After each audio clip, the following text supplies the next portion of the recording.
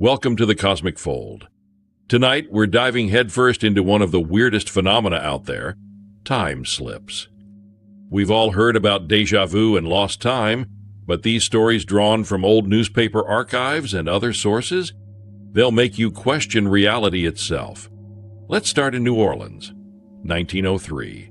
A man known only as the Colonel loves horses, especially the spirited kind. One bright Sunday, he hitches up his powerful bay horses to a surrey, loads in his wife and daughters, and heads out for a peaceful ride through St. Charles Avenue. They slow down, intending to rest. All is calm. Then a group of bicyclists approaches. The horses panic. They rear, and the Colonel lets go of the reins.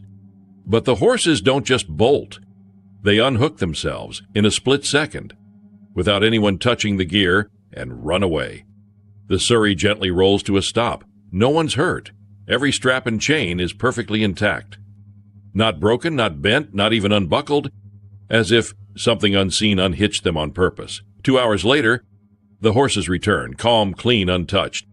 And the Colonel, logical, practical, could only say, "Sometimes I don't know what to believe."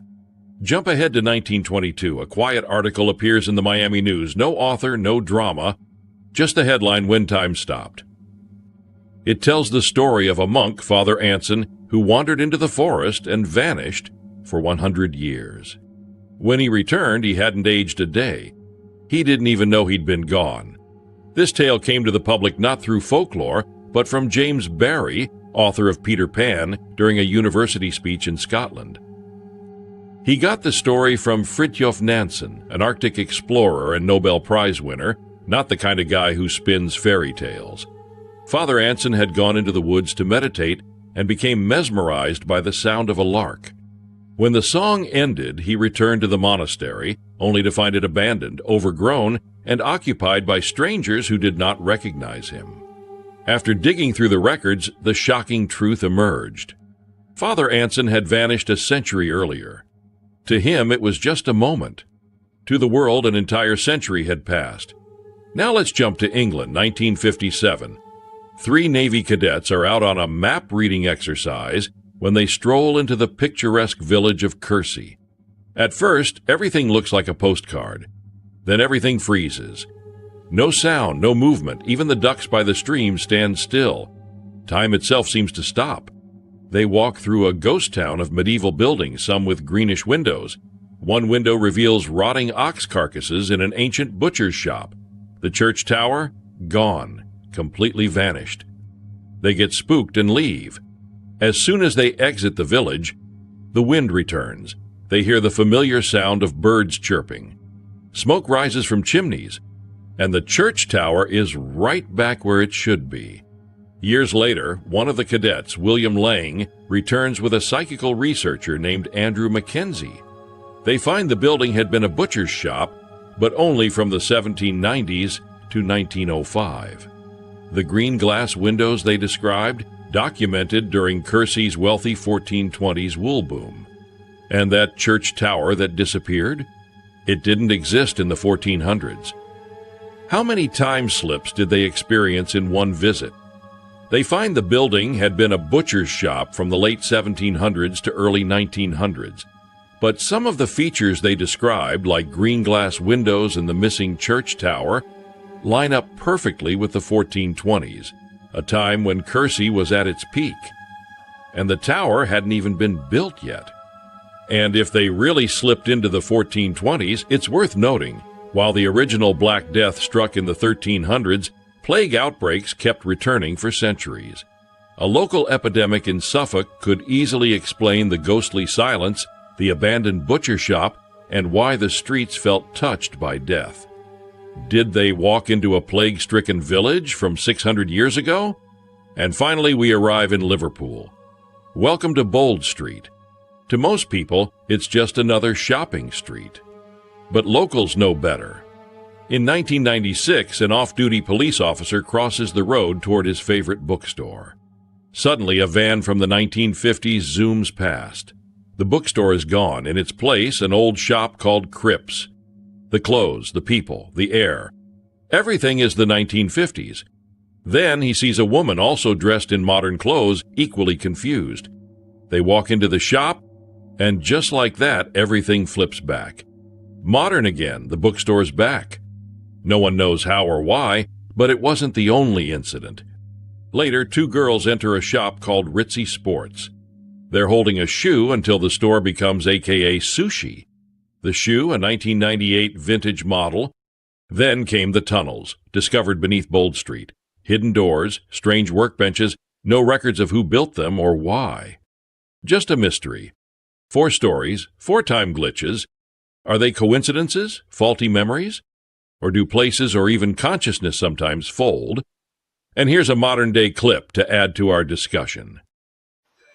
That's actually really Just the moment a possible glitch in the Matrix was captured on camera by a couple having lunch at a Burger King in Los Angeles. A woman suddenly stopped walking, standing completely still as if frozen in time. She didn't move until she noticed the passers-by approaching from behind her. What do you think happened? Let us know in the comments. That perfect face cross. I'm just being. Look at this guy. I want to see if he see. Look at him. Look. Is no one noticing this? Look, is no one seeing this? What is going on? Look, even that's looking. crazy. No, she's looking. Look.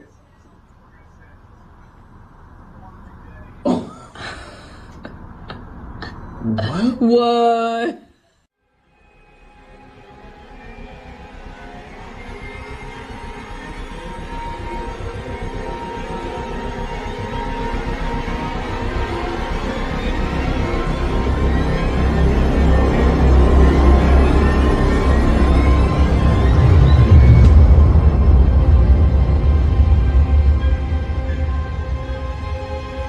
The truth is out there, and it begins with you. Welcome to the Cosmic Fold, where we talk high strangeness. Call us at 928-288-2942. That's 928-288-2942. Or join us by video. If you're at a computer, just look for the link in the chat. Buckle up, sit around our virtual campfire, and let's get started.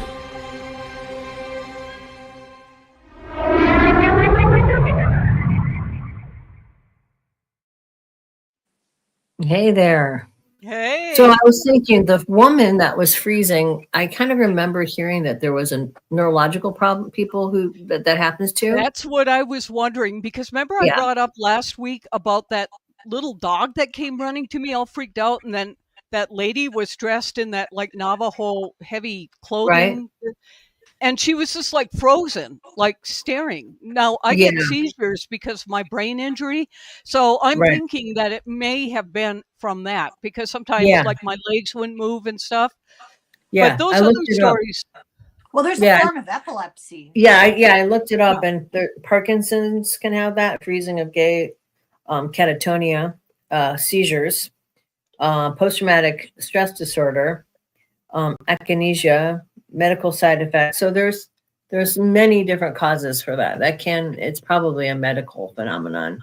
Her stance was so weird though, because it didn't look like you'd be able to maintain that balance. Her foot was odd, it was. Yeah, but that happens with Parkinson's people. It says that they get frozen in really weird, awkward positions like that. I'd be falling. Yeah. Well, I thought, if you noticed, the bags were slightly moving. So to me, that didn't seem like a frozen in time thing. That seemed like some kind of medical problem. But it is disconcerting when you see that, because like that lady, I swear she was having the same kind of thing. Like a seizure. That's why I keep it like dark kind of in here, because I get seizures from fluorescent light ever since the head injury. And so it's like I'm under them all day, and it's like I just can't do much more. We've got somebody here. I don't think I've ever experienced a time slip except for some little Mandela effect changes, which are very unsettling. Yep. Yeah. This is the anniversary, Denise, of the one I had with the phone situation. And then it was so strange. I don't know if I should retell it if people hadn't heard it before. Well, I guess I will. We had like this because there might be new people here. In honor of the anniversary. Yes. And so we had like this freak. Oh, and by the way, folks, you could call this handsome young man here is Brighton. And his I know his mom is a good friend of mine, Justine, and so he's in her office, and hopefully the internet connection is better there. But so he can monitor the sound and take calls if you want to call 928-288-29. What is it? 288-2942. So can you hear us, Brighton? Can you hear us? Yeah, I can hear you. Oh, okay. Because you look a little bit like a hostage. He said yes. He agrees with you. He feels like one too. So we could keep you on or off, Brighton, whatever you want to do. You want me to put you in the background, or you want to stay on screen? Whatever you want. I probably won't. He's good. Contribute a lot to the actual conversation. Okay. So anyway, what had happened was we had like this freak storm. It's in the middle of July when it's in the 90s, and then all this like 3 huge thunderstorms just came over this little tiny mountain town where I live. And it brought down hail. It was like a hurricane. There were like these insane winds. And before that, I was going to go for a road trip across over to Illinois, and something told me, save you money and buy roofing supplies. And I'm glad I did, because so random. I've got an add-on, which is where my kitchen is. And that it was like all this water was pouring down. We had like, there were cars like floating. It was just like this massive, and we're at 5,800 feet. It's not that high, 5,800 feet elevation, kind of like Sedona. But still, it was freaky and weird, and people were trapped out at the. So anyway, that was like a Saturday night that happened. My neighbor had like 2 feet of hail, like in his yard. That's how much had come down. Wow. So, the next day was a Sunday, and so I go up on the roof to start fixing it with all this stuff. And the LDS people came by some, and they helped me get the roof fixed. So it ended up being a fast and cool day. And there were some other weird stories that I won't get into. But anyway, that night I thought, well, I better call home, because where my mother and her husband live is in Illinois, where all these tornadoes go through all the time. And they never know what's going on. It's like I'm calling them, telling you got a tornado coming, because it's not on their local news. And so I thought, well, I better call just so that if they saw it on their news, what was going on here, they'll know I'm okay. So I call, and the phone rings and rings. I call my mother, and I thought, well, all right, she's probably sleeping or something. And then I call my brother, who lives in Wisconsin, totally different state. And she picks up the phone. And she's laughing, and she goes, I tricked you, didn't I? I really fooled you, because she used to pull tricks on us when we were younger, And it was that same voice, and I'm like, yeah, you really did. What's going on? I could hear all this talking in the background, and it was like, and she goes, oh, your brother and the family came, and they're visiting. And I was so happy, because they're out in the middle of these cornfields, and it's just like, I worry about them out there. Right. And, I was just so glad that everybody had gone. And she goes, you want to talk to your brother? And I said, sure. And she goes, he's out barbecuing with Gary. That's her husband. And she goes, but his son was there, my nephew, Benjamin. And she goes, you want to talk to him? And I said, sure. And I hadn't talked with him in years. And so we were like making Trump jokes and stuff. And I was surprised he got away with it there, because at that time, the family was like really into that. And so, in any event, we talked for a little bit. His voice sounds just like my brother. And I said, well, what are you guys doing there? And he goes, oh, we went to see the in-laws. And I said, I didn't know you were married. And he goes, oh, that's what we just call, my mother's family. We just call them the in-laws. And since we were close, we thought we would just swing over here. And I was like, oh, that's so nice. And I just didn't think anything of it. Right. And then later that night, I sent like emails with pictures of, because the newspaper had taken pictures of these cars floating around up here and whatever.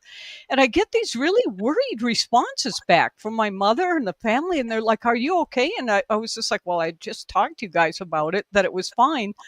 But again, I just thought, well, whatever. Until like 3 weeks had passed, and then I'm talking to my mother, and I told her, I said, it was so nice of the family to go see you. And she's like, what are you talking about? And I said, well, Paul, my brother was there, Benjamin, everybody was there. Wait a second, Deborah. I just realized something when you're retelling the story. You called Wisconsin. Yeah. Yeah. So it was his cell phone at her house in Illinois. Oh, I see. Okay, that was why. Okay, it was his cell phone. She tells me, she goes, I would never answer his cell phone. I would never do that. But then she thought, well, maybe I'm getting dementia or something. And she asked Gary, and he goes, no, they were never there. And so then I truly thought I was going crazy. Yeah. And I literally put calls in to a couple of psychiatrists here in town to get a mental, and nobody called me back. And in the meantime, I'm talking to my mother. I said, I know this happened. So check the Verizon phone logs, and sure enough, there was a record of me calling, and I had talked to my brother. And he checked his phone logs, and there's no record that I had ever called him.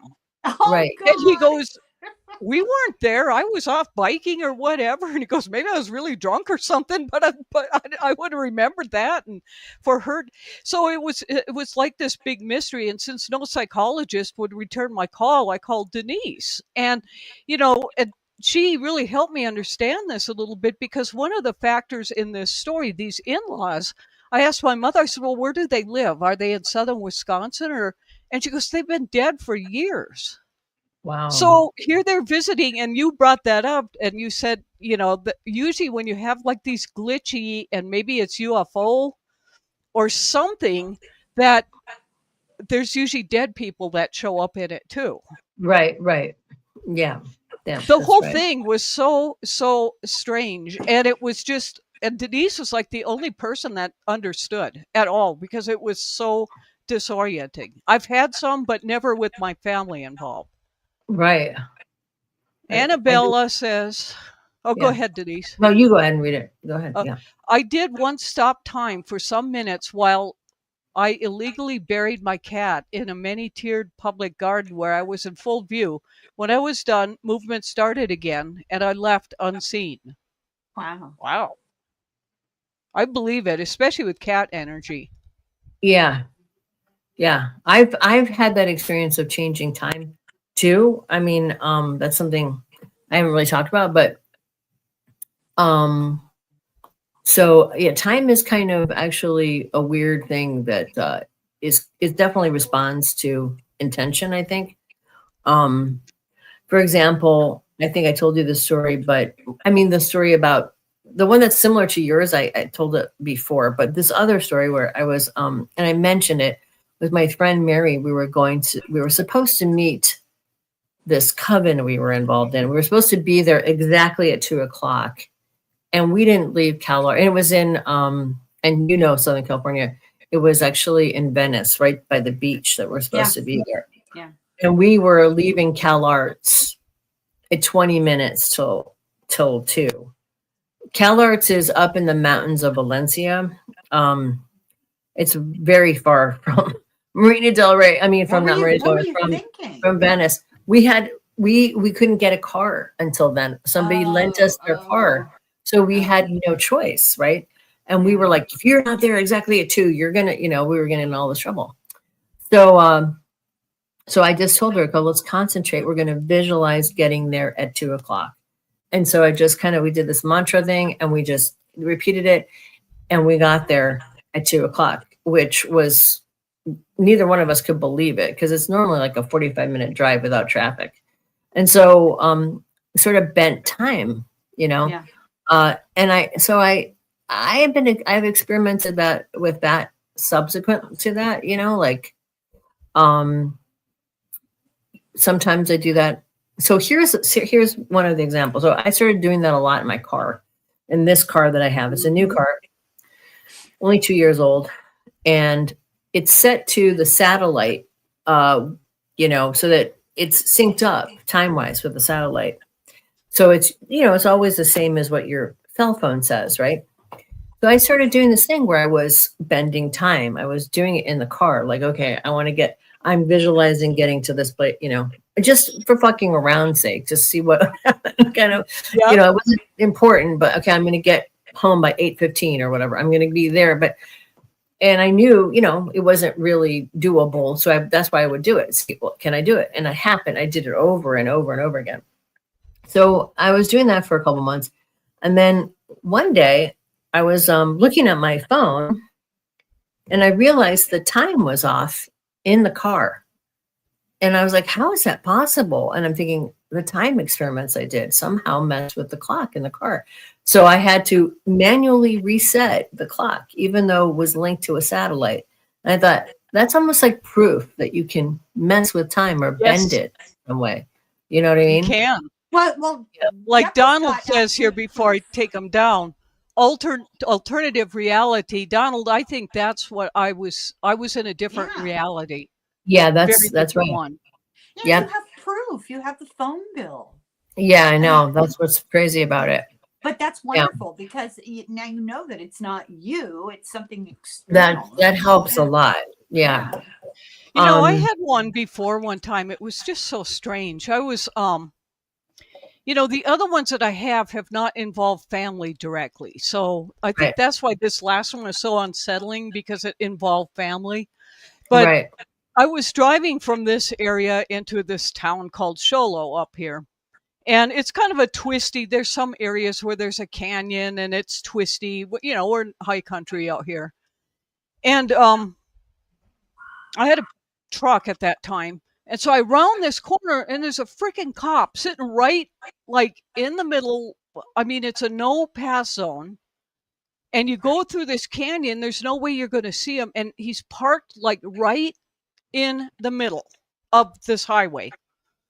That's weird. And I slammed on my brakes, and then all of a sudden I had like passed through his vehicle. And to the side of me, a car kind of flipped and rolled, but it got back on the road. So we both saw this. I was so mad. I got out because this cop was just like, and I went up, I started yelling at him, yelling at a cop, but I'm like, what are you doing? Because we can't see you. You're right in the middle. You can't like go to the side and there's like these deep things on the side. Wow. And wow.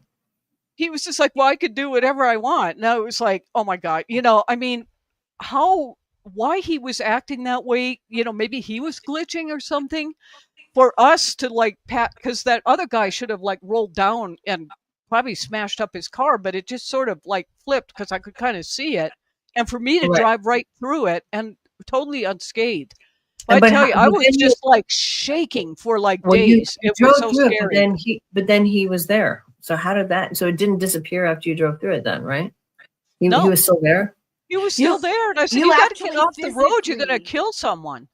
You actually physically drove through. Went right through him. Not metaphorically, you went around him, but you drove through him. Yeah. And it was like, I kind of like knew that. And I was so freaked out. And for a while, I really thought I was dead for a long time, that I had, like I was a ghost or something to be able to do that because I have had some near-death experiences.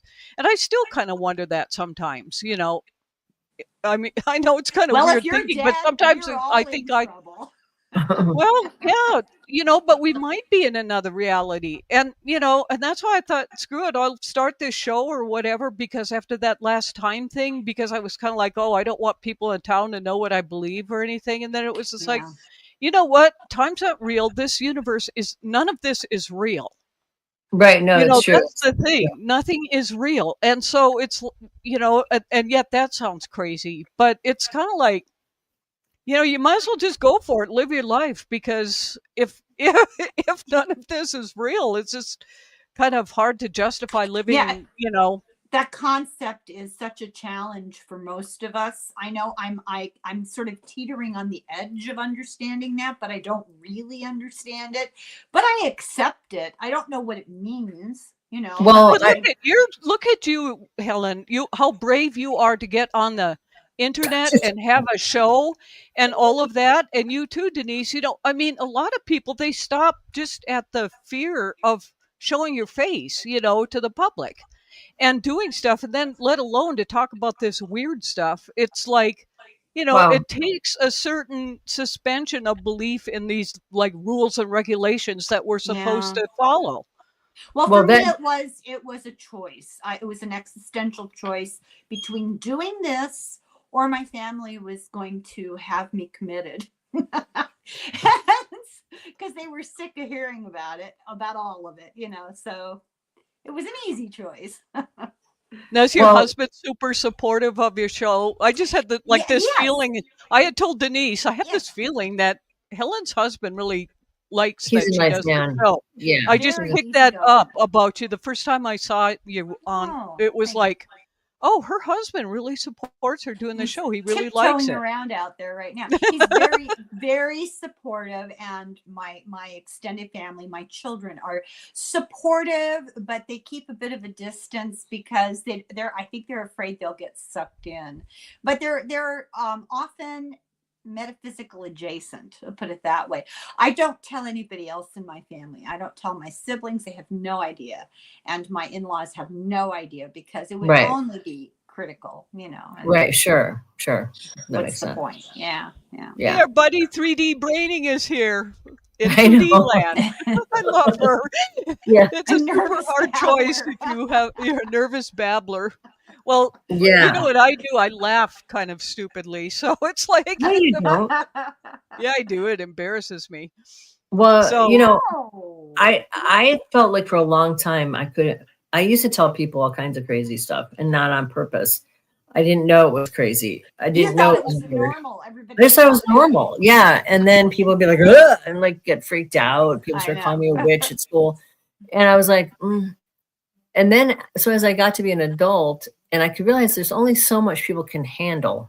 Do you know what I'm saying? I would hold back and not really tell people things, So it's taken me a while to sort of talk about the even weirder aspects. Come out of the closet.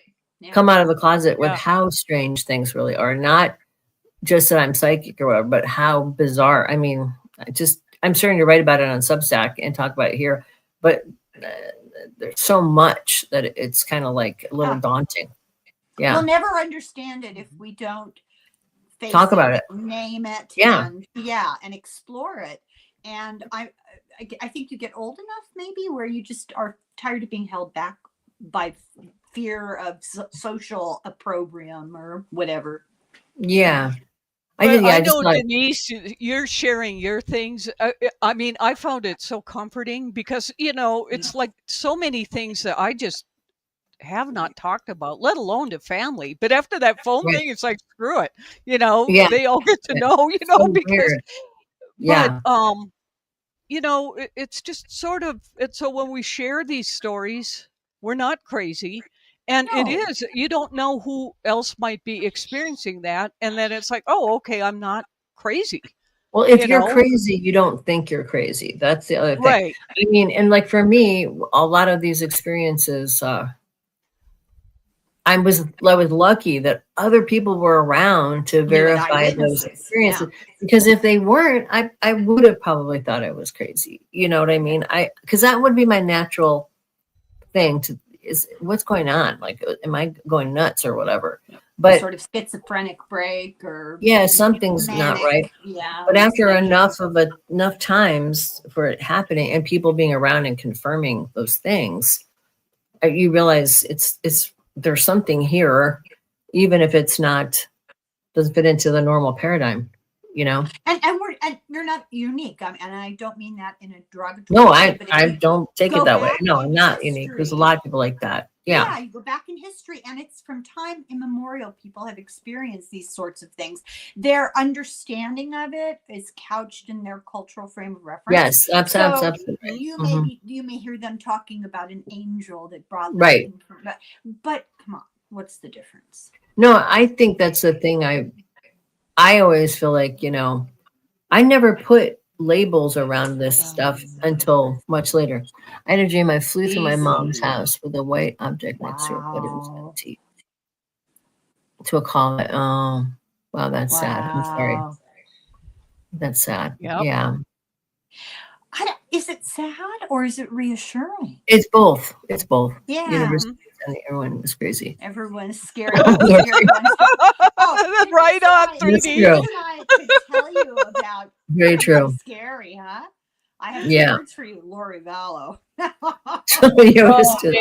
You know, I'm going to watch you guys' take on that because I was watching for quite a while Mormon stories. Oh, wow. Which is very interesting because it's this guy who was very devout, but he started questioning and now he started a podcast. And I think anybody that was in a cult can relate to, you know, the things and the whatever. But so he had some like locals that were reporting on all of this situation that was going on. And so I'm going to have to watch yours because is she the one that she's also being tried in Arizona? Or is that the other one? It's all, no, she's the one, but she had multiple trials. They just got finished a couple of weeks ago. I was able to dig out scattered tidbits of information that really paint a picture. Yep. And the Mormon stories, they went into it. I mean, their podcasts would go for like 4 or 5 hours straight, you know, as they went into. But the thing that struck me about, because she's not the only one where there these criminal kind of things. And, you know, there seems to be, number one, this thing about like channeling and near-death experiences that they all seem to be embracing. And it's like, oh, I had this near-death experience and now I have this fountain of knowledge and I'm like this spiritual guru. And then the other thing that seems to be packed with it is survivalism. Yes, that's right. They're all intertwined. Well, because they're welcoming the apocalypse, they're just drooling, you know, for the end of the world to come, and they have this delusion that they will be one of the chosen who will survive. I guess. So why you'd want to is beyond me. But when you hear the description of what they anticipate, but yeah, there are a lot of apocalyptic type belief systems. It's right throughout the Christian, you know, the Christian faith there. Yeah. But thank you. Well, thank you. See. But I tell you, you know, the thing with Mormonism that makes it a little different is the sort of prophet aspects of it. Like there's prophets in their religion, and they're always men usually. And you know, the whole finding the golden tablets thing and the whole sexual thing. I mean, it was a sex cult. It started out as a sex cult, like the Oneidas. So all of that kind of undercurrent, I think, is part of the reason they're more prone to some of these specific stories, like, you know, like Lori Vallow, and then what's her name, Ruby. Yeah, Ruby, and then the other Frankie. Ruby Frankie. I mean, I didn't know who she was. I just saw a documentary series on her, but I mean, that is a horrific story too. And Cece said something about how Lori Vallow is pure evil. I agree with her. But both of these women, you know, are sort of like a lot of your self-esteem in the Mormon church is about having children, because it's sort of like part of the duty, and because it was a sex cult at a certain point. And it's kind of, the underpinnings are still there, and sort of the place of women is to be mothers. And I think that might be the reason why you're finding such extreme, crazy, you know, this repeating pattern of women who abuse their children, you know, in that particular, I mean, not that it doesn't happen everywhere, but in this kind of strange way that they seem to think it's okay. Like, you know, like they're doing, I think, a lot of latent thing about it, resentment and hostility. Well, they put it in that religious context. Well, and Lori Vallow, oh, her children were evil, and this woman, they were evil, you know, because they don't want to deal with the children, and they project. They have a psychotic break, and they start projecting onto the children. They put it in that religious framework. And it's well, and they have too many children too fast, too young. You know, they're not. I think it's not just Mormonism. I think No, it's any not. But fundamental kind of, because like that thing I grew up in too, it was just like terrible. And right. you know, and then they were super like fundamentalists, so it was like spare the rod, spoil the child. So Right. that was Right. like this big thing. And you know, there was a lot of drinking problems and things like that. You know, and then it makes me wonder, like, if you've grew up in that environment, are you more prone to experience like these time glitches and things? You know, I don't know. I don't know. I don't know about that because I didn't grow up in that environment. I don't think it's related to that. But I think that but you had trauma. Look at the trauma. I had a lot of trauma. Yeah, a lot of trauma. Yeah. But I think though that the thing is with these specific cases and this type of, it's a very specific type of child abuse that seems to be the combination of the sort of believing some random person has a special gateway to God, and that there is like good and evil, and they're so indoctrinated into this very strange. I agree with that. Christians tend to suspend reality's way to function. Period. I agree, C. Smith. I think that in the case of this situation, I mean, the Mormons, like you said, it's across all. It's not specific to Mormons, but these particular cases are very similar. They both had this sort of God is talking to me thing, and people believing that God was talking to them, which you would not find in a normal situation, no matter what kind of sect of Christianity, other than Mormon. Well, because that is part of the Mormon. I would disagree with that. That's a part of the Mormon culture, though. But it's part of every church has Catholic culture too. No, it's not in that way. Who do you think the saints are? They're ordinary people that. But if you go to your priest and tell them God is talking to you, he is not going to believe you. Neither is your family. It depends. Neither is your family. It depends, Denise. I've seen it in action. It depends. I had a friend who was. I have a really good friend who was a Portuguese Catholic who went to, Catholic school and was extremely psychic. And she would tell the nuns and the priests about it. And like, God isn't talking to you. You're not a saint. And, and they don't necessarily, it's not the same culture as every church and every family has a prophet in it.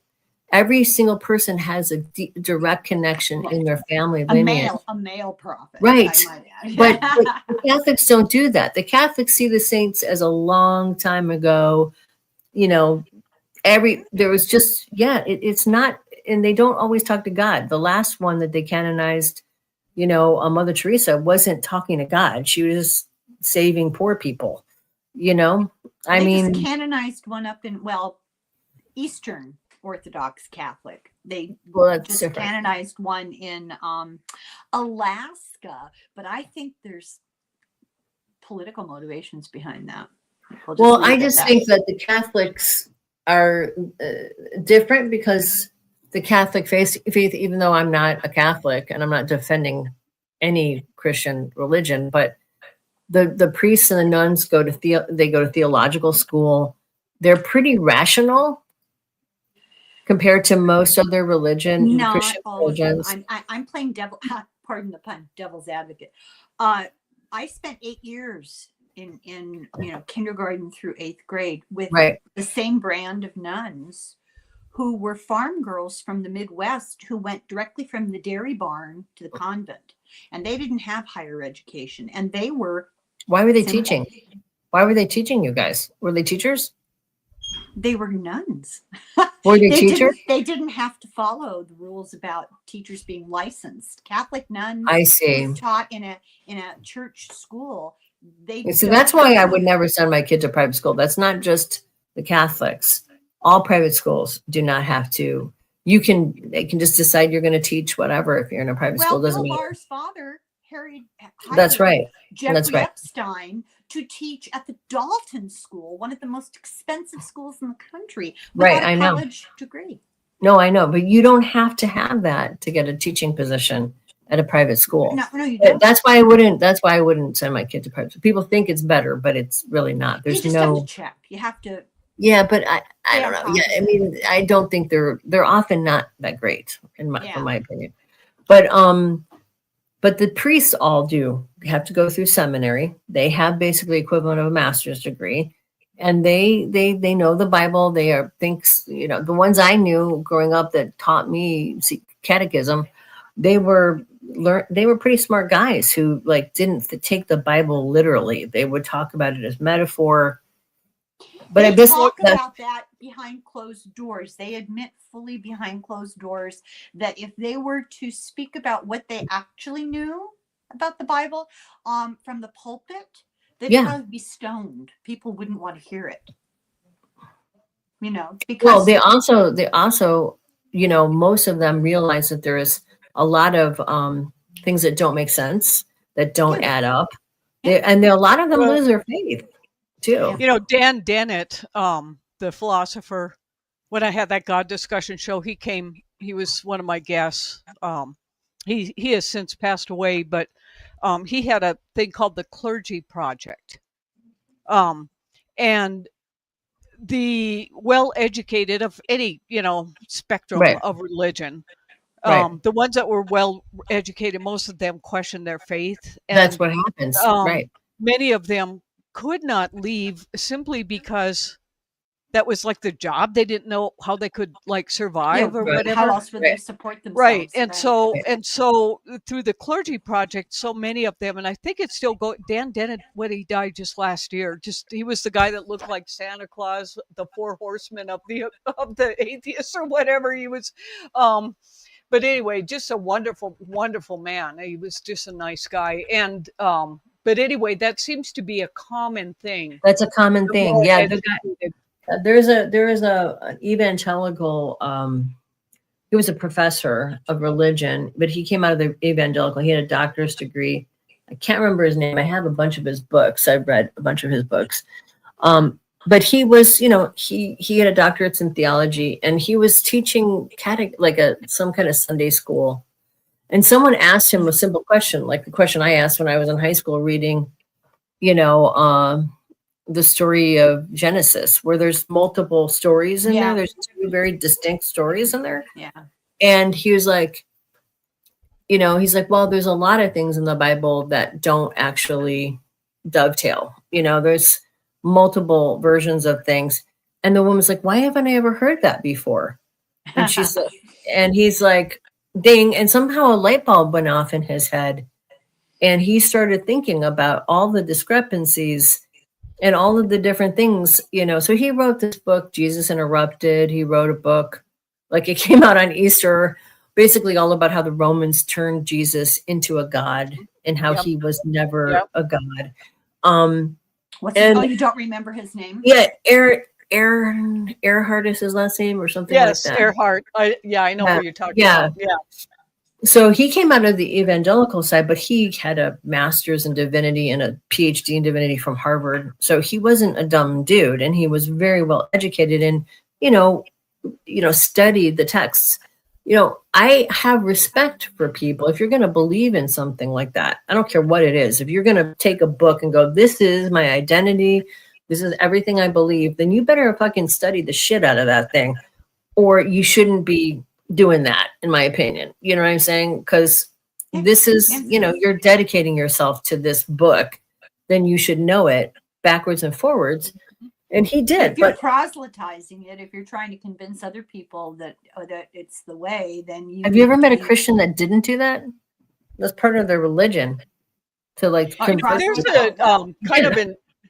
There was if you guys catch it, that Russ, I don't remember his last name, the Australian guy on News Nation that does the UFO stuff. Anyway, Brandon Fugel was on. There's an interview. He's the guy that owns Skinwalker Ranch. Yes. Yeah. So, I'm in that Skinwalker Ranch, like behind the scenes, you pay like here but it's interesting because you can talk directly to the people and they have that's cool. And I had asked him about, well, how does this work with your Mormon faith, And so anyway, Russ asked about it and he really put it very beautifully. I can't, it's worth watching to see. And they talk about their time. They, like what you were saying where your GPS didn't line up. They have that happen out there at Skinwalker Ranch also. And this season's very interesting. But I wanted to read Audrey's comment before. So I don't know how to say the last name. Carlo Acutis. Yeah, and the Italian. An Oh, Italian really? who died in What did he 2006 do? Why will are be they- canonized as a I didn't first know about millennial that. saint. Why are they so making him a respect it. saint? Yeah. Yeah, why did they make him a saint, Audrey? Do you know? Yeah, I guess we- I don't know. So, Huh. Deborah, do you have? Are you able to directly ask Ross questions belonging to that group? Oh, Russ isn't in it. He's News Nation, but yeah, I know, yeah. Brandon and the scientists and stuff. Yeah, you can. They have like this thing. I think they call it tips You and salsa. personally, I Yeah. want to make you my envoy. I want you to invite him on my channel. I've covered his book. I talk about him all the time, but I have no way of getting in touch with him. So I keep my antennae up, and they're beeping right now. You might be We'll my check it entree. out. We'll Yeah, check it I would out. appreciate it. So he's credited with 2 miracles: the healing of a boy with pancreatic condition and the recovery of a young woman from a serious head injury. That's cool. So he had some healing power, is why he was made a saint. Sounds like, yeah, Carlo Acutis. So, I had asked. I didn't do a PowerPoint because I didn't have time, but it was like I was interested. So the measurable difference in time at Skinwalker Ranch was 0.25 second, where they saw like anomalies with the different GPS devices and whatever. And, one of the criticisms of it is that, well, this hasn't been peer reviewed. But I wanted to know, well, what would a 0.25 second glitch, what would that create for the rest of us? What would it be like to experience? And it says that one of the things, like if you're going through a time thing, would be confusion or dizziness. That's me. Feel like deja vu or a memory hiccup. Sometimes people will have like nervous or panic attack kind of feelings, like if you're kind of like glitching.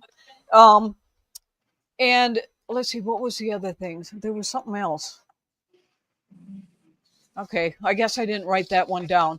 But anyway, I thought that was interesting that we do have like these experiences if things are kind of glitching, Can I say one thing that's interesting to me about some of that is, so in MUFON, there was a study that was done. Okay, this is the rose petals in the coffin. They won't die under most of their soul. That's pretty wild. Pretty cool. So in MUFON, there was a study done about people who were experiencers, and they found something like 80 to 95. I can't remember. It was like a really huge percentage, like 80 to 90% of the people who were experiencers got migraines. And migraines, one of the, vestibular migraines cause dizziness, all of that. So I thought that was really weird that so many people got migraines who were experiencers. And I always felt like the migraine thing could be associated with that kind of a thing. Like if you're there's a time thing that happens whenever you have any kind of experience, even with a UFO, just seeing a UFO, there's often a time glitch.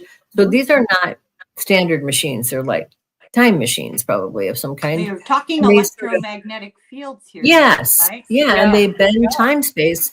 And when you have an experience, even seeing a UFO, there is a whole thing that kind of happens as part of the phenomenon that one of the things that happens is there's usually a reported everything stops, like there's no noise anywhere, which is something I've noticed over and you don't over hear again. bugs. It's like no You don't noise. hear anything. There's no noise. Like It's those like you people don't that go went back into time and that 1914-20 thing. That's like there's like no sound. There's no sound. It's like remember the monk who went into the woods. Did you notice that an important feature of the story was that a bird began fluttering and moving around him? Yeah. How about the owl thing that people? Yes, right. I thought of that. Yeah. Yes, there's some kind of a screen memory kind of thing. Yeah. I always thought the same thing. I thought, oh, that's interesting. The sky, the lark, because the owls, deer, there's all kinds of animal stuff that's people think they see. One story was like somebody was driving, they thought they saw an owl a 4-foot tall owl or a 3-foot tall owl standing in the middle of the road. That doesn't make any sense. And then when they went into hypnotherapy, they realized it was a gray, and that their mind had sort of. The owl thing, you just triggered a memory for me. I was driving, when I first moved up this way, I would drive to Phoenix quite a bit because I was still wrapping up business there and moving up here. And you go through the Apache reservation. And so I'm going along. At that time, I think I had a convertible. And then all of a sudden, there's like this big owl in front of me, like going down the road. And then there was in front of that, like a hippie van. It had like love, peace all over the van. Oh, wow. And we're going like really slow. This van's going real slow. And the owl is like right in line, going along right behind it. Wow. Oh my God. Like doing it. And then we turn and I look and there's this old native man standing there with a horse just dying laughing. He could see this whole thing. It was a very strange. I don't know if something was going on there, but he was watching it. It was like, we must have got like 10 miles like that. That's hilarious. That's so weird. Maybe the owl was in the downdraft. It was like using the car to kind of follow it. Well, and Forte, it was like this love, peace, one of these. Yeah, it like the vibe, maybe. It like the vibe. But owls are not. Owls are not good omens, though. If you see an owl, they've been good for me. I like owls. I love owls, but owls always portend something that's going to happen that's not usually good. It's not their fault. They're trying to warn you, but yeah, they usually do warn of UFO stuff. Because when I was going through some weird UFO, I would see these huge, tall, white owls. Yeah. Okay, so let me get these comments that are rolling in. Yeah. Cece says, I think there were two men who got sick during that time glitch on Skinwalker Ranch. You're right, Cece. I remember that too. Healing basket herbs. I was raised Mormon. Yes, we do believe we all have a connection to God. We do. That probably saved me. The expectation of perfection, literally perfecting the saints, was too much to bear. That is exactly right. That and that's what's driving these women insane. But healing basket, I want to say, we all do have a connection with God, but no one connection is better than another's. And that, I think, that is sort of the thing that I've noticed in these patterns of these child abuse cases, is that people throw their own judgment away to listen to someone who is not really in touch with God, because and they're telling them to do horrible things. I want to show you your own something. connection is different than I think my husband may have gone up on a UFO today. He took a picture in his garden. He's got a vegetable garden and he has a deer fence around it. Mm-hmm. And look what sneaked in under the fence. Oh, wow, a deer. Oh, I saw a deer. We have a deer like that. It's a baby. Yeah, we have a baby. So small. Let me show you how little it is. Oh, I know. We have one of those guys running around our backyard. Yeah, they're so cute. But see, I think that explains a lot, actually. The missing time, like not accomplishing anything in hours and hours and hours. It's the baby deer. She gives her husband shit all the time. Poor Marvin. This is a good question that maybe you could answer, Denise. Donald wants to know, are migraines a remnant of time warping? I think they might be. I think they are. I mean, I'm not saying every migraine you get is from that, but I think there's some kind of neurological damage that gets done when you're kind of being taken in and out of these time warpy things. And I think you might not have a migraine immediately after a UFO encounter, but you might be dizzy. You might feel kind of strange. And sometimes I think there's something that happens to people when they've had those experiences that does affect the neurological system. So I think there is a relationship. I think, Denise, that weird time phone glitch, and you've kind of picked up that maybe there was some UFO. Now that I think about it, I had a horrific headache. Like another migraine. Yes. And I just thought, because I was out in the heat for a long time. Right. But I get ocular migraines too. Those are awful. I mean, do you ever get those? I get migraine with aura. So that's different. It's not actually. These are like, the first time I had one, I thought I was having this awesome spiritual experience because it's like everything is like this kaleidoscope, and for me, Wow. I see triangles, and they're like these really Oh, bright wow. colors. Yeah, no, I see. And I then see there's the like That's a kind and you of can aura. only see through a yeah, that's not an light. ocular migraine. Oh, my That's not- doctor told me it's an ocular migraine when I was having was it a neurologist or a regular doctor? neurologist because of the head injury. So Oh, I okay. have those, and then I have like migraines too. Because So- what you're describing sounds like migraine with aura, which is you get these like little, like they look like little triangles shaking really fast, and it turns into like this The long whole- slippery snake. they're kind of different. thing. Yeah, the whole Different for universe is like everybody. that. Yeah. Yeah. They Yeah. told me it was an ocular migraine because I didn't know what it was. You can have a migraine that is only one pain. And that's it. There's a name for it. I looked it What, up. the only other day. one You get what? One pain. You don't have a lengthy period of time where you have an ongoing headache. You have one blinding sudden pain. Now there's a regular kind of headache. Same thing. It feels like Yeah, something that's goes- called, I can't remember the name of that one. Yeah, but that's yeah. not the same It's treated with as this cocaine. particular kind of Right. migraine. And it's just this sudden, but it is accompanied often by sparkling gold things or Yeah, that's an ocular. Yeah, that's a migraine with aura. And from what I understood, my neurologist said ocular migraines are actually happening in your eye, not in your brain.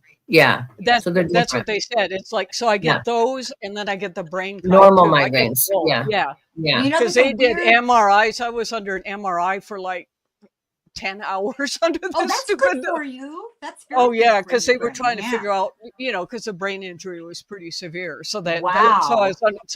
that's what they told me, that one was an ocular.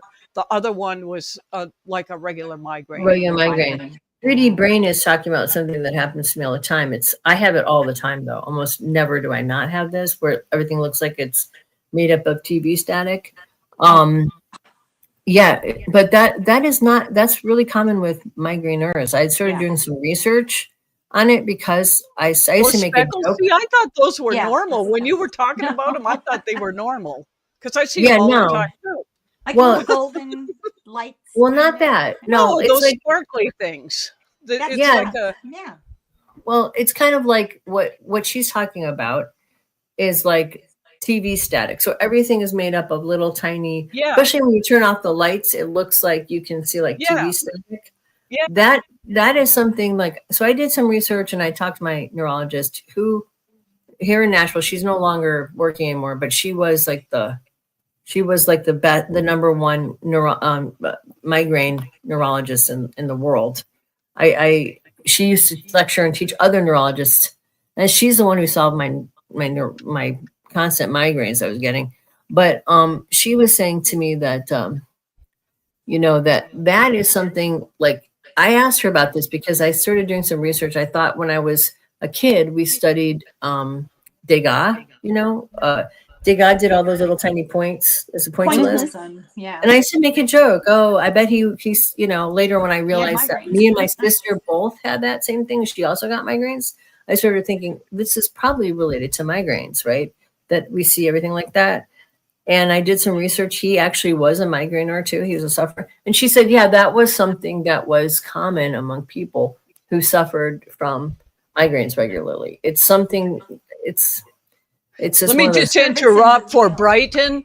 Brighton, if you're there, I know you put your hours, so if you want to leave, you can leave because I don't think anyone's calling. It's up to you, whatever you want to do, Brighton. So if There you he want to is. go, you There can. he Just put the stuff in my office over there, and I'll pick it up tonight. It's up to you. Thank you for helping. Thank us. you. Yes, thank you I'll so probably much. go. It's pretty cold in here. Oh, okay. Yes, thank you. Well, thank you for being here. You I'll guys bring need I'll to bring a call jacket next next time. time. Okay, good. Yeah, and hopefully folks will call him. So thank you, Brightons, and we'll see you soon. All right. Have a Just good one. throw it anywhere in my office. I'll get Have a maybe good- on the couch in there. All right. Thanks. Bye-bye. Well, the barometric pressure thing and the Mhm. I electromagnetic get that field thing. too. There's electromagnetic stuff that's professional term, going on in your inner ear. And of course, I would assume, of course, that migraines would in some way be related to disturbances, or as a result of the migraine, you have disturbances, and that's what makes you dizzy and makes you see. Right. It's all related. Well, I'm with 3D braining. I can't drive either. I have to get off the road. Yeah, mine does that too. I hope you get off the road. Yeah. Well, what happens is it starts for me, and I'm sure it's probably you guys have the same thing. It starts out like a little like shaky thing that grows into like these little triangles that are kind of multicolored, turns into the snake, and then it starts to spread out so that everything kind of whites out and you can't. No, that's not true. Actually, summertime, Devere. If you have white spots on your brain when you have an MRI, that means you have MS. MS, yeah. People without MS. That's what they did for me too. If they rule that out, if you don't have white spots on your brain, then you have migraines. If you do have white spots in your brain, you might have MS. Yeah. But they just found pools of blood, no white spots. So it's like, all related. Yep, they are. It is. No color. No color. Mine has little funkadelic colors going on, like kind of, it's very like an acid trip a little bit, but I think that there is some kind of connection. And my doctor, who like again was a specialist in migraines, told me before she retired, she told me a secret about what doctors said about people who suffered from migraines, because I had an art show here, and she's like, why didn't you invite me? I'm like, I didn't think to invite my neurologist. Like, that's just weird. You know what I mean? Like, come to my art show. And so she said, well, next time, and she's like, well, you know what they say about, what we neurologists say behind everyone's back about the people who suffer from migraines. There's a specific type of person who gets migraines. And I'm like, really? And she's like, yeah, they tend to be very sensitive, artistic, and intelligent. And I thought, then you could probably say the same thing about people who have UFO experiences too, that they're sensitives. So which comes first, though? Is it the chicken or the egg? That's what I was going to say. Yeah. Are you a migrainer and you have these experiences because you're hypersensitive? Or it makes you empathetic and very hypersensitive because you are familiar with suffering, Maybe. Thanks for joining us, Annabelle. Yeah, nice to see you. Yeah, I mean, who knows what it is? Or maybe these phenomena occurs to people who are sensitives. Or is the phenomenon itself causing this to occur? I don't know the answer to that. God, when I was younger, they were so bad. And I remembered the first day that I didn't have like just a splitting, horrible headache. It was just like, oh my God. You know how like when you get glasses and it's like, oh, that's what everything looks like. That's such a shock, I was like, isn't it? oh, this is, I mean, it was like so shocking to me what it was like not to have that. It was horrible. Yeah, I've had that experience a couple of times where my vision is clear like a normal person's. I'm like, whoa, I can see everything like so clearly. But other than that, everything's always kind of like not fuzzy, but like, I don't know how to describe it, but just like everything's like a TV, like it's on television or something, like the old TV sets that had the little dots. Yeah. It's really annoying after a while sometimes, Interesting. Kind of yeah. I for a long time was getting and not necessarily associated with any pain, which is why I didn't make the connection. I finally looked it up and I made the connection. But you know how you'd see an old picture that has not the physical frame, but sort of a color cloud surrounding it? Yeah. So I would get that kind of a shape around my field of vision, but in kind of golden geometric shapes. Yeah. Oh, wow. Yeah. That's a migraine. It sounds like a migraine. Yeah. I think we all have them. Well, have you guys heard of the Nazi bell? Yes. No. Yes. Oh, yeah, the Nazi bell. Oh, you're talking about the UFO thing. Yes. Yeah. I know. Weapon. Yeah. Well, and that they allegedly, I didn't know that much about it. It just kind of popped up today. And that it allegedly created like time distortions and things like that. Right. I think it was back engineered Yeah. So they had this place in the mountains in a cave, and it was staffed by slave labor. It was called Pinamunda, and they did rocketry, and they experimented with the bell, and they did all kinds of weird esoteric, metaphysical things that you wouldn't necessarily predict that people like that would be doing. They were really into it, very much into it. Oh, yeah. Yeah. Well, they were trying to win the world. They were trying to take over the world. So they thought they could do it In that your way. opinion, because I see more and more of and hear more and more of these like time glitching. One of the things that I'm interested in is if we're headed towards a traumatic period of time, do people have more glitch experiences or time like slips or things like that? I mean, I didn't have time to research it really strongly to find out, but it makes me wonder if the more people are feeling like anxiety over what is going on, do more of us have like this time warp glitch thing? Well, I'm I wondering. think people would be tending to dissociate. So Yeah, but I don't think they're related things, dissociation and time glitches, because their experience, their personal experience. Yeah. But I do think, though, that I don't know if it's necessarily anticipating trauma as much as it is sort of like before you have a near-death experience, there's a lot of strange things that happen. So if there's going to be a massive shift that happens and a lot of people are going to transition, then I would expect there to be a lot of bizarre phenomenon that would be like this happening around the world.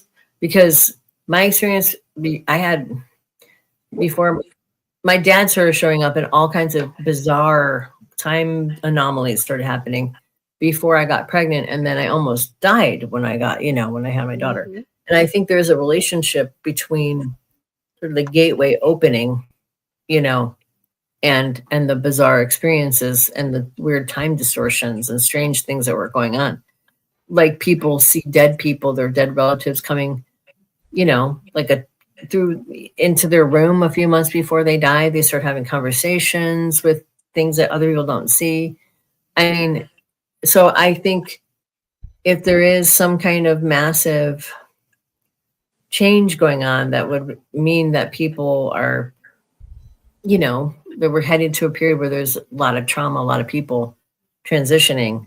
I would expect there to be a lot of strange. I just looked it up because I had a vague memory of some quote from the Bible, from the book of Revelation, signs, rumors of wars and rumors of wars. Sure enough, there's umpteen quotations about signs in the sun and the moon and the stars, with people fainting from terror, and false prophets and warnings from the earth and from people, from other people. So yeah, I think that's basically what you're saying. Yeah, that's what I'm saying. You just said here is interesting. Okay, so I've been doing your experiment thing. Okay. So not every night I got anything, Yeah, it doesn't work every night as much. Yeah, sometimes it's and good. Basically how it has worked for me. So I sit out on the back porch. Right. Like about 10:30. And I just sort of allow myself to drift a bit, and so you know how trees, all of a sudden you see their auras, they get like really white, mm-hmm. And then you just kind of do whatever. So these are what I got from this. So the first day I saw like a small circle of stars, and the auras got really huge of the trees and this circle of stars. And my friend Carrie, the one that you remind me of who passed, she showed up. Yeah. And she said, you need to look up Project Blue Beam. There's a message there. And so then I kind of came to, and then there were all these cats sitting around me. I mean, this has happened consistently. These cats from I saw a deer, random deer. A deer showed up for me and just walking right around. It was weird. I've never seen a deer. Anyway, I looked at Project Blue Beam, and what I got from this is that there is going to be some kind of like false flag sort of, and that might have been those black cubes I was seeing. It's not real UFOs, but it's meant to get people's attention distracted and to think, oh, there's this kind of thing going on. That was the message I got from my first night. Whether it's right or not, I don't know. Say that again. And Project Blue Beam. Remember, what it is like fake UFOs or like fake kind of things. And so, like, a false flag moment. Yes, like a false flag. And so the message I got was that there may be a whole bunch of UFO sightings that people think are real that they're not. It's like staged, either with drones or some kind of thing. Get people all like hyped out and not paying attention to what's going on. That was my first.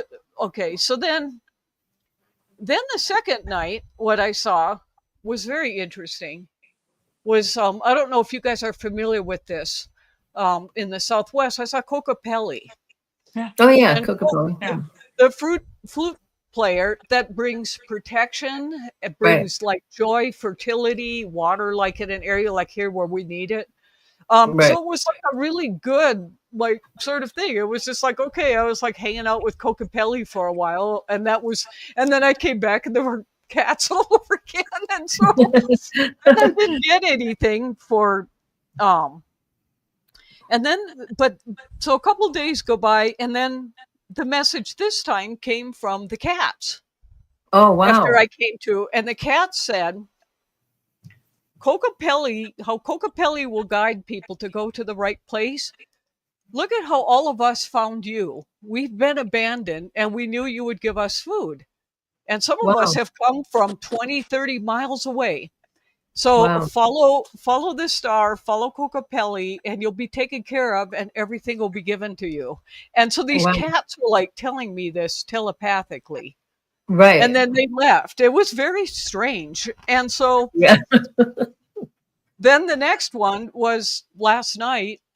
And again, that circle was there. And then there was like this big bright red, like, and I thought, well, it must be a planet. But then it split in two. So it couldn't have been a planet. Right. And then it started shooting. It had like these blue turquoisey like lights coming out of it. I have no idea what that was. But anyway, when I came that happened to me, not exactly that, but I saw a red like orb. It was like an orbish kind of, it was high up. It was like starlight. It was really high. Yeah.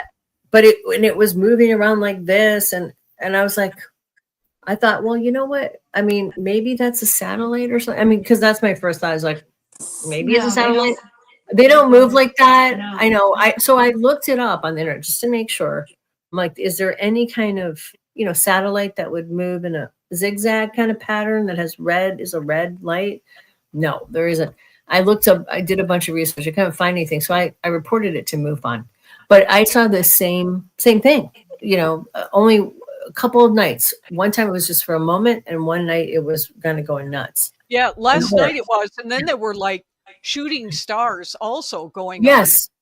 And so then when I ended, there were even more cats all sitting, and they were like little wild kittens sitting on my lap, literally sitting on my lap.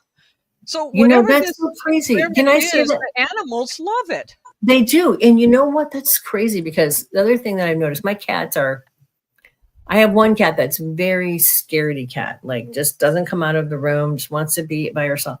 And since I started doing this, she comes out every night and just sits like right by my head and starts pawing my head and sits on me and my other cat. And I'm like, all the animals are always on top of me. And I thought, this is kind of odd. I think they kind of feel the energy shift or something. They're digging your vibe. They like the vibe. Yeah, they do. They really like it. So you guys, okay. So Denise has a channel, and she's got Substack, and she shares her meditations on her YouTube channel, and she talks about how to do this. So you guys go there, and also Helen has a channel, and she's got always the best interviews and interesting things there. So if you guys are new, be sure on the YouTube page. If you do the meditations, tell us what happens to you, because I really want to have other people. So I think will be the same thing as 9/11. I think you might be right. That could be the point. Yeah. Before I forget, I have to tell you something. This is blowing my mind, because I didn't know this is where the conversation was going to go. I just made a video yesterday. Is the deep state faking UFOs? I know. I saw that. And it was really? So oh, wow. Remember, I brought that up like a couple weeks ago about how the Wall Street Journal started doing this. And this is where the guy with Skinwalker Ranch's interview was so, because they flat out lied about him. He is livid right now. I have never seen him so upset about Which one is livid? Which guy is Skinwalker? the guy that owns Skinwalker. Oh, Brian. Yeah. Yes. Right. And so he's on this interview and how this is a lie.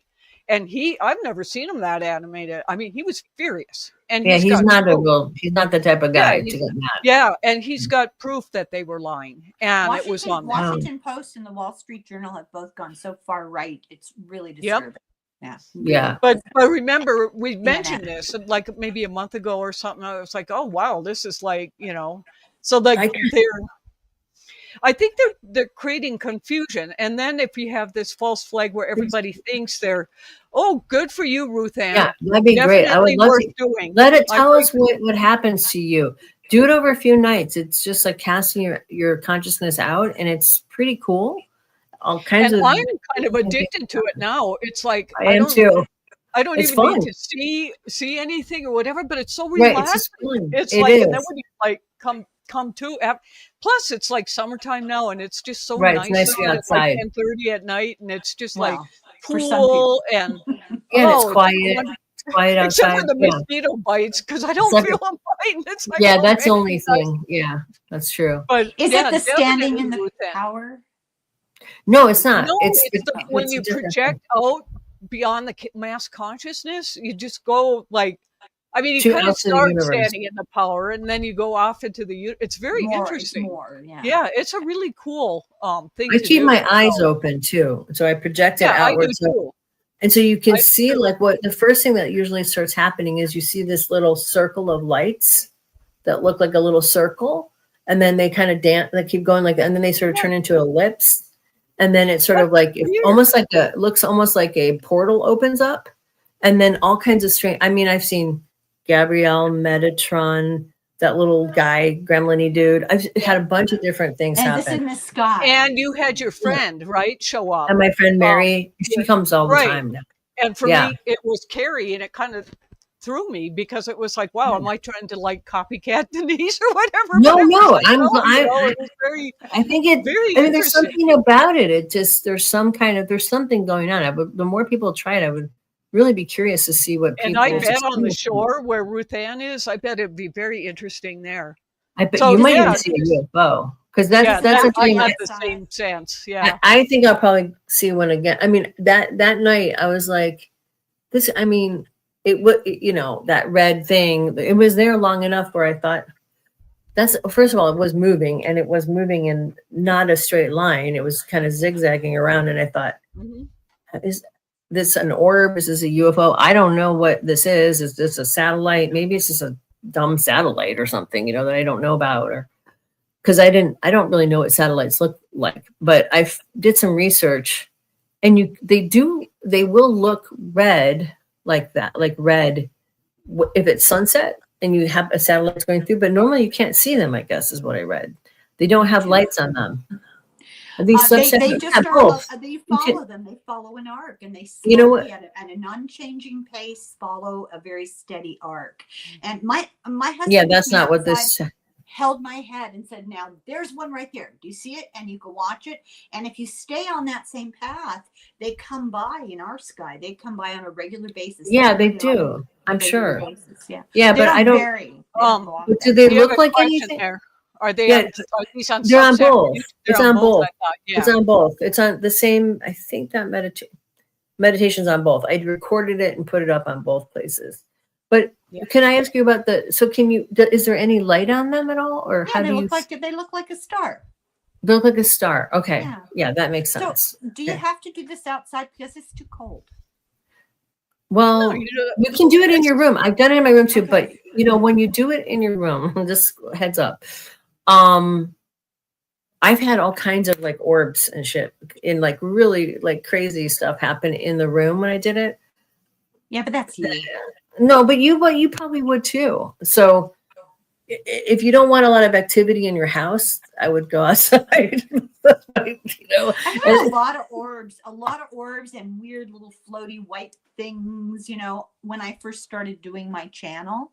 And after a while, after about a year, it kind of got less and less. And I think, It was reassurance. Ashley, So you did. So you got Mikhail came at 3:20. There will be a massive let go. Oh.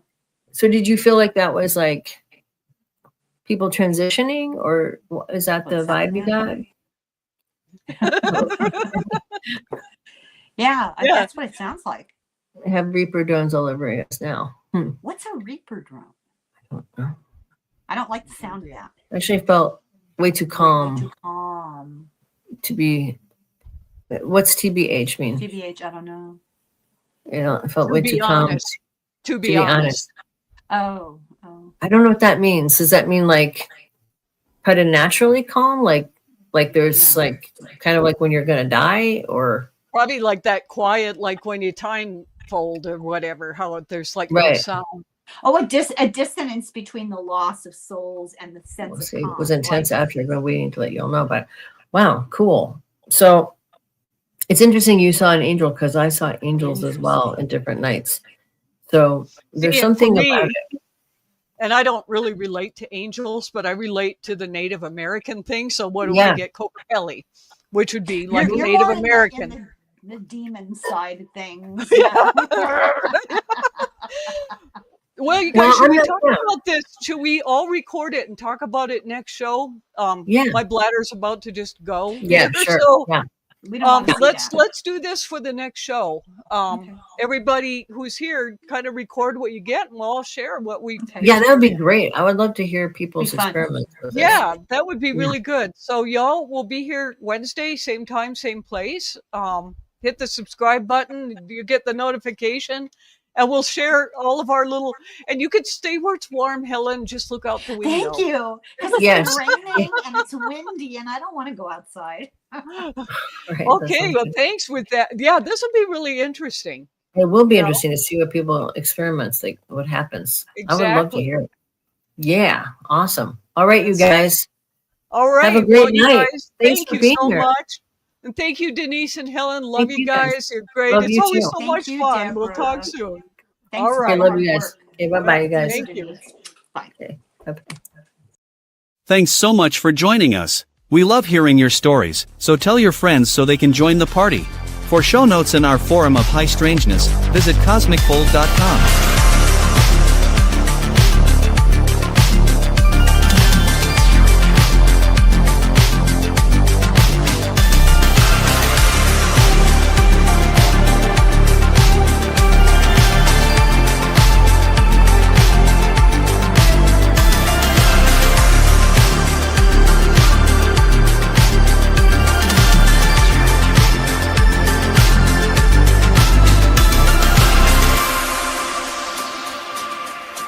Remember, Cosmic Fold airs live on Wednesday and Saturday nights, so be sure to subscribe and click the notification bell to know when we're on air.